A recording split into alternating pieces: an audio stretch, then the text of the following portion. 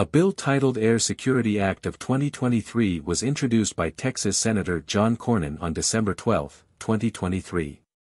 This bill extends the length of a rule from Public Law 116-283 from September 30, 2023 to September 30, 2024.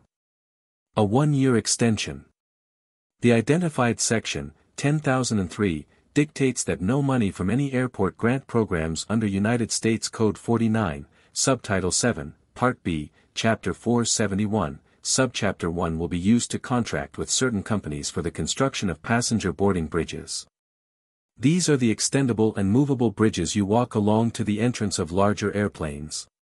The companies and entities, as they are called in the law, include anything owned or subsidized by the People's Republic of China or any company that has illegally used intellectual property, like trademarks, patents, or copyrights, of the United States or any trade secrets of United States industries.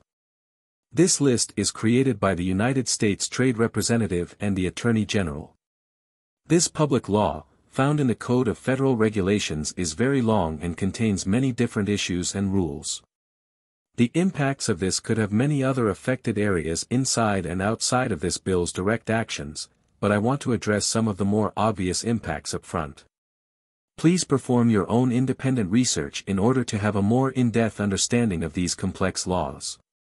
Primary impact: restricting the use of funds on companies that do not hold the best interests of the United States is important to ensuring United States capital, which is any asset that is utilized for production, does not leave the United States and go into an entity or enemy country. Losing that money or other assets weakens our positions and strengthens theirs. The contracts would also go to increasing the production of United States-owned companies or companies that have allied interest with the United States. Secondary impact: restricting the pool of resources available can cause increases in the prices for these contracts, as some of the lower-priced companies might now be outlawed. It may also take away the options of higher-quality companies if they fall into those same criteria.